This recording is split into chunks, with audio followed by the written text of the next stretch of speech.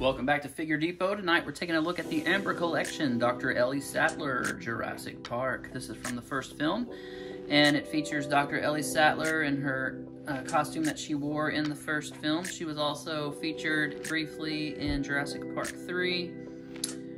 Be interesting to see if she makes an appearance or a cameo in the upcoming film set to release next year, which will be the third in the new trilogy and the sixth in the overall Jurassic Park film saga. So it'll be cool to see what happens there. Very nice representation, and we'll get a closer look at her out of the box. It does look a lot like Laura Dern, but then it also is a little off. But it's not off-putting. I still think it's a good-looking figure. The likeness just isn't quite there. Amber Collection, so we get all the amber veins down in the rock with the Jurassic Park logo. Then on the back here, I already cut the tape. We've got Dr. Sattler. That's Laura Dern. So with her background in paleontology, Dr. Ellie Sattler is captivated by what she sees during her visit to Jurassic Park. First, she soon realizes firsthand that the vast and fatal problems with the park go far beyond the plant life. So, cool little bio there. We get our little skeeter in the amber. Alright, so, now that I've opened it, I love the packaging on these. It's good stuff. And it's packed in here real nice. You'll see on the John Hammond, the canes in there, sometimes they get crammed in there. Mine is warped. I'll have to put some heat on it and straighten it back out, but we'll look at that when I review him next.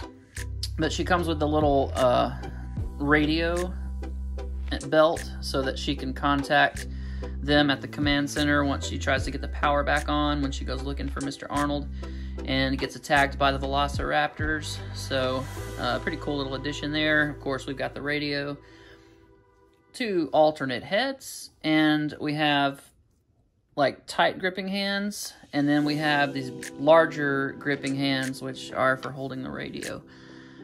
So yeah, let's get her out and get a closer look. So here's a little closer look at the belt pack. It's all black, and that's consistent with how it looked in the film. We do have a pouch here that opens, and you can pull this little guy out of here.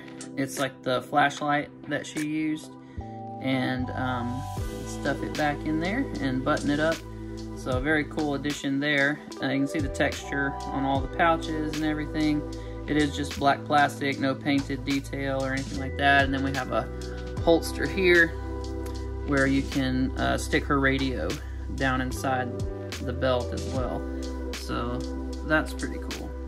And the radio has nice detail. It's got the green screen, red buttons, and then a tan and black motif. So that's cool. And then you can see how the radio fits into the alternate hand. So the alternate hands hold the radio just fine. And that looks really good. And it will, of course, fit in either or. And then we also get the alternate head where she's wearing her glasses. And there's a few scenes where she has her glasses on. And it's really nice, clear glasses. You can see her eyes really well through them.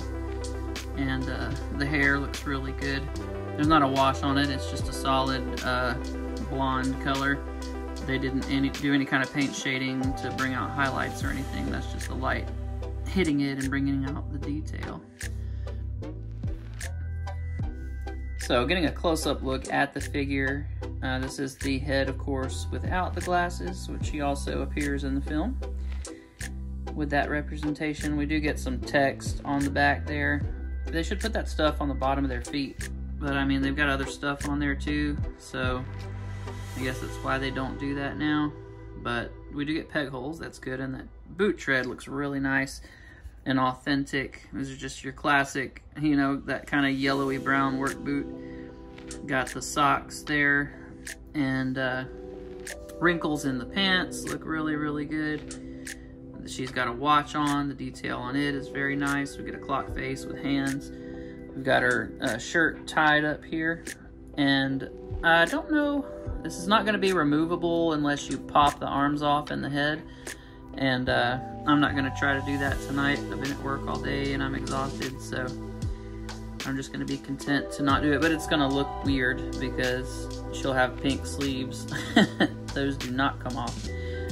So at any rate, you can't really do her like tank top look per se.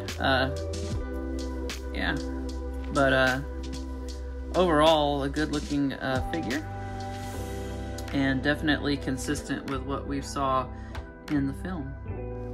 In terms of articulation, the alternate heads come on a ball peg here. It does not like swivel or bend or rock back and forth, so pretty much limited, which is crazy, but that's what we got.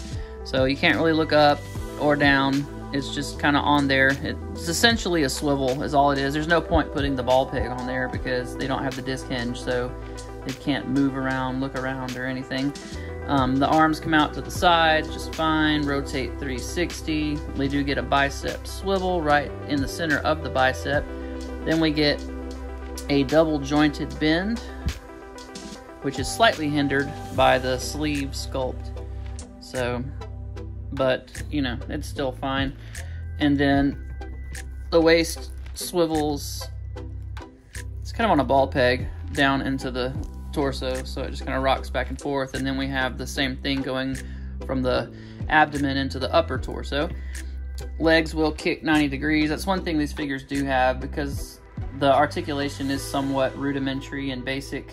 You just get this like big swing here, and it's kind of ball jointed.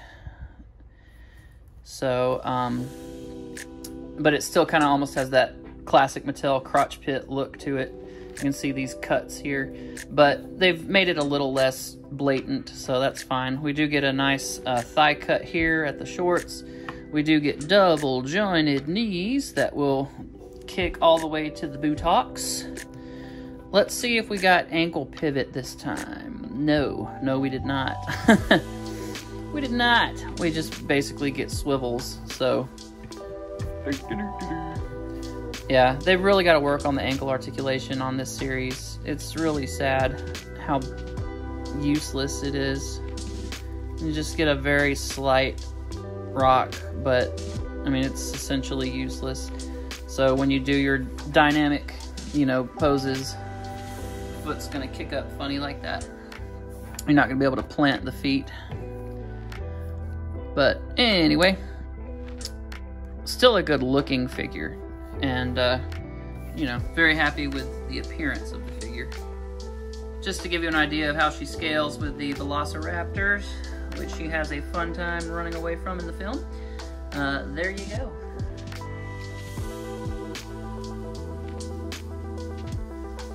And there's Dr. Ian Malcolm trying to get his flirt on. So yeah, that's all the figures. Oh, I've got an Owen Grady somewhere, but he's pretty much the same size and style as these figures are. They have very tall and lanky.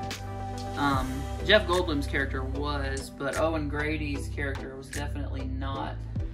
But the action figure, you know, he's not bulky and stocky and muscular. He's just very lanky and slender looking, just like Ian Malcolm. So I find that a bit odd about this line. Final thoughts. Beautiful looking figure. The articulation is decent in most places. Got to improve we need a ball joint with a disc hinge on the neck, and we got to have some ankle pivot on these figures. We just got to. Hopefully when Dr. Grant comes out and Robert Muldoon, they'll have a bit more articulation. Or maybe not. Maybe they just don't care. We'll see. Thanks for checking it out, guys. Be sure and follow my Instagram for photos of all different kinds of toy lines, Marvel Legends, DC stuff, Mezco, SH Figure Arts, you name it. It's over there. And of course my custom work. And then I've just reviewed a custom She-Hulk that a lady in the Philippines made for me, and it's fantastic, so you might want to check it out. Also look out for my John Hammond review. Yeah, see, That's what I'm talking about. Any kind of meaningful, dynamic posing is not going to happen with this figure. It's very difficult to get her to do right. But yeah, alas.